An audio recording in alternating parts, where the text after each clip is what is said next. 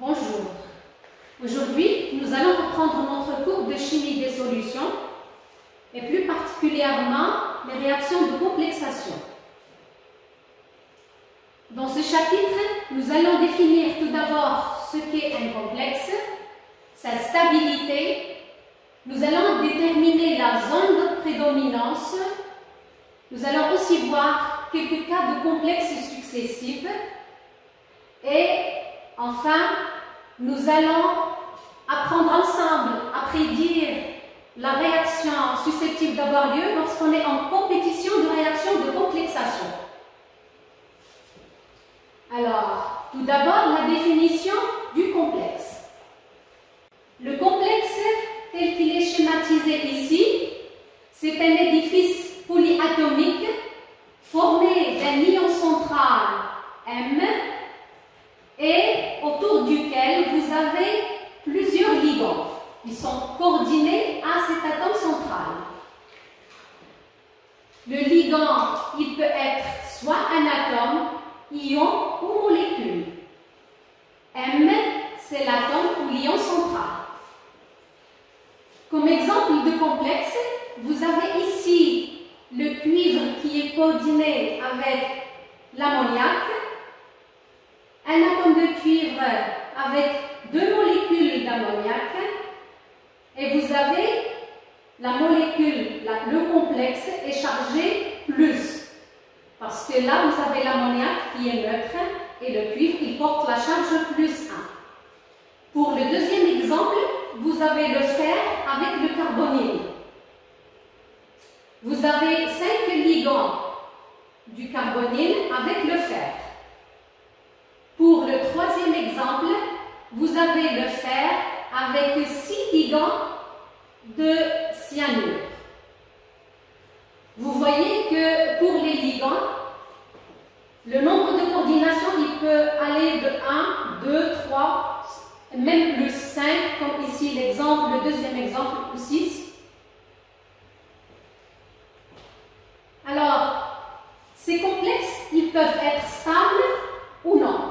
Alors, bien sûr, lorsqu'on a un complexe, on l'écrit, l'équation de la réaction s'écrit comme étant MLN en équilibre avec M qui est l'atome central, et vous avez les ligands. Bien sûr, il ne faut pas oublier que le N, vous avez le nombre de ligands qui étaient coordonnés à ce complexe.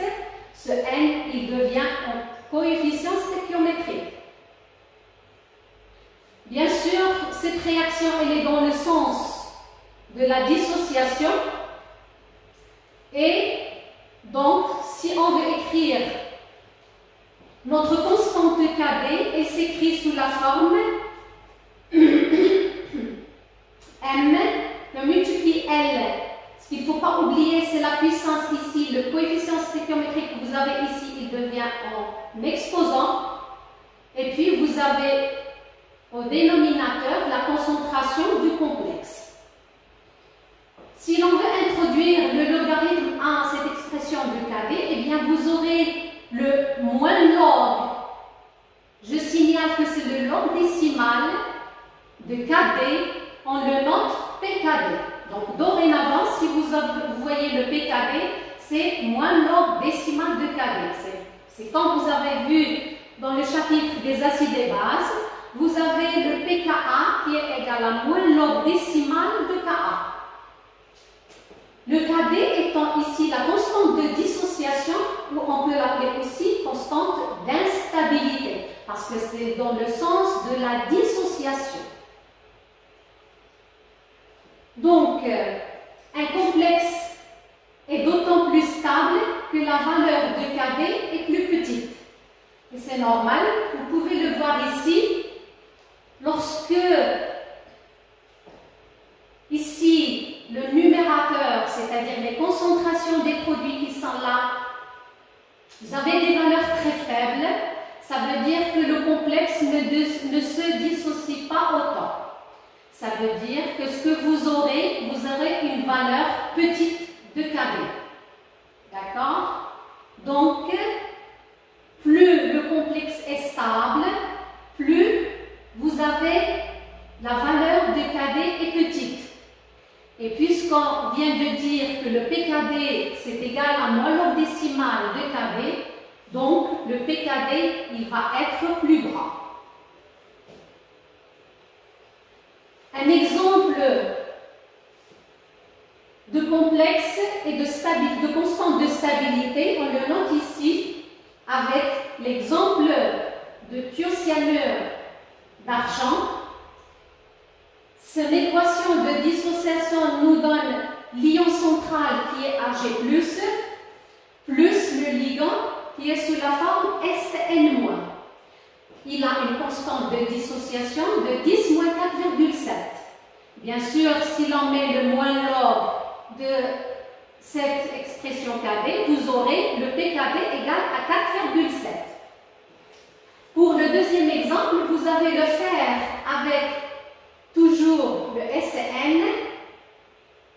Donc, la dissociation nous donne fer 3 plus SN-, mais là, ce se fait avec une constante de dissociation de 10 moins 2.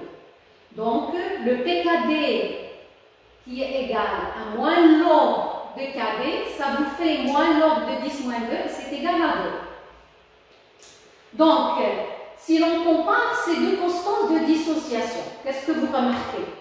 Vous remarquez que 10 moins 4,7 est inférieur à 10 moins 2.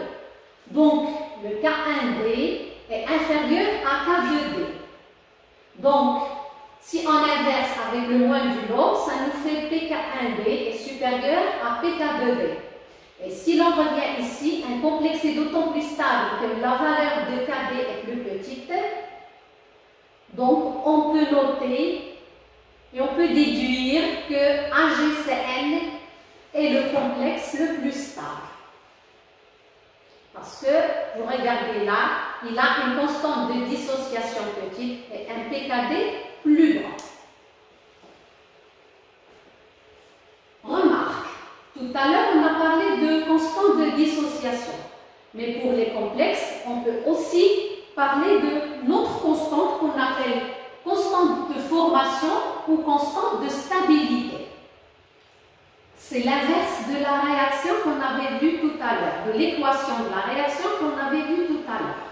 Vous avez ici le métal dans la solution, l'ion métallique, l'atome central, avec des ligands en solution, et puis ils vont se coordonner pour nous former le complexe sous la forme MLL. Et donc, l'expression ou la constante qui régit cet équilibre dans le sens de la formation, on peut la noter bêta, constante de stabilité, constante de formation, et comme on avait dit, c'est l'inverse de la constante de dissociation, donc c'est égal à 1 sur KB, et on l'écrit, son expression est égale à la concentration de MLN sur la concentration de M, que multiplie la concentration du ligand et l'exposant à la puissance N. Donc, ce qu'on retient ici, c'est que la constante de stabilité et la constante de formation, c'est égal à 1 sur la constante de dissociation. Donc, on peut déduire, donc si vous avez une constante de dissociation qui est faible, KD faible, ça veut dire que c'est équivaut à un complexe qui est peu dissocié, et c'est équivaut à ce que votre complexe est stable. Le schéma suivant résume ce qu'on vient de dire, et vous avez donc un complexe stable. Ça veut dire que sa constante est élevée, c'est la constante de formation ici, la constante de stabilité. Et si le complexe est stable, ça veut dire qu'il est peu dissocié. S'il est peu dissocié, ça veut dire que son PKD est élevé. Donc, on peut déduire que lorsqu'on a le complexe est stable, si son PKD est élevé. Alors, dans le cas contraire, où vous avez un complexe très dissocié, ceci va avec une constante de écrit très dissocié. Et donc, son PKD, il est faible. Très dissocié, ça veut dire aussi, c'est équivaut à ce que votre complexe est peu stable. Il se dissocie facilement, donc il est peu stable.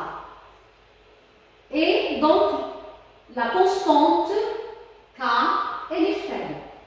C'est normal. Donc, on peut déduire, si vous avez un PKD qui est faible, vous pouvez dire que votre complexe est peu stable. Alors maintenant, on va passer au deuxième paragraphe concernant les ondes de prédominance. Si l'on garde toujours notre réaction, l'équation de la réaction de complexation dans le sens de la dissociation, vous avez toujours le MLN qui se convertit en M plus NL, la constante de dissociation étant égale à l'expression suivante. Ici, on a mis le MLN, on l'a remplacé par C, c'est juste pour simplifier l'écriture. Donc, si on rentre le logarithme ici, le logarithme sur l'expression, vous aurez donc le moins log de KD qui va vous donner le PKD. C'est égal à moins log de M sur C. Et vous avez ici un produit avec le log, ça va devenir une sommation. Avec votre moins, ça devient moins. L'exposant ici, ça devient en termes de produit, donc moins N log, je note toujours que ça c'est le log décimal, moins N log de N. Dans cette expression, eh bien sûr, comme je viens de dire, on remplace ici moins log par PL, et vous aurez donc, et on ramène ici le N de l'autre côté, donc vous aurez PL qui est égal à PKD sur N, plus 1 sur N log de M sur C. Alors, dans cette expression, on a plusieurs cas à voir. Eh bien, le cas, on peut avoir PL égale à PKD sur N, et ceci, on ne peut l'avoir que si cette expression est égale à 0. Ça veut dire quoi? Ça veut dire que le terme qui est à l'intérieur du log doit être égal à 1. Ça veut dire que vous aurez, si PL égale à PKD sur N, donc vous aurez ce terme, il est égal à 1, ça veut dire que M est égal à C. Concentration de M est égale à concentration de C. Alors, sur notre diagramme ici, si on trace un diagramme de PL, là on place le PL, c'est-à-dire il évolue dans ce sens. On place le premier point qui est notre PKD sur N. Alors, en ce point, on a autant de M dans la solution que de complexe. D'accord? Donc, on a autant de M libre, non complexé, que du complexe. Alors, le deuxième cas, si on est à PL inférieur à PKD sur N. Alors, ceci, c'est où? C'est si PL est inférieur à PKD sur N, eh bien, on ne peut l'avoir que P, alors les valeurs où PL est inférieur à PKD sur N, c'est ici. Donc, vous avez PL est inférieur à PKD sur N. Si on revient ici, eh bien, quand est-ce qu'on a PL inférieur à PKD sur N? Eh bien, on l'aura, sauf si ici, on aura un signe moins, c'est-à-dire si on retranche quelque chose de PKD sur N. Ça veut dire que ce terme, il doit être négatif. Donc, ce qui est à l'intérieur du log doit être inférieur à 1. Donc, M sur C inférieur à 1, ça vous donne que M est inférieur à C. Donc, on peut dire que dans cet environnement ici, on aura le complexe qui prédomine, c'est-à-dire vous avez formé plus de complexes qu'il n'y a de métal libre. Et en dernier lieu, pour le PL supérieur à PKD sur N, si vous êtes ici, dans cette zone, c'est-à-dire dans la zone supérieure à PKD sur N, eh bien, si l'on revient à notre expression, eh bien, quand est-ce qu'on aura PL supérieur à PKD sur N? Eh bien, si on lui rajoute un terme qui est positif. Ce terme serait positif si et seulement si l'expression qui est à l'intérieur du lobe, elle est supérieure à 1. Donc, M sur C supérieur à 1, ça vous donne M supérieur à C. Ça veut dire quoi? Ça veut dire que la concentration de l'ion métallique en solution, elle est supérieure à celle du complexe. Donc, vous avez plus d'ions métalliques libres en solution que de complexes. Et ça, on l'appelle la zone, le diagramme de zone de prédominance. Alors, il y a d'autres exemples de complexes qu'on peut noter ici et qui sont des complexes successifs. Alors, ici, on a l'expression suivante.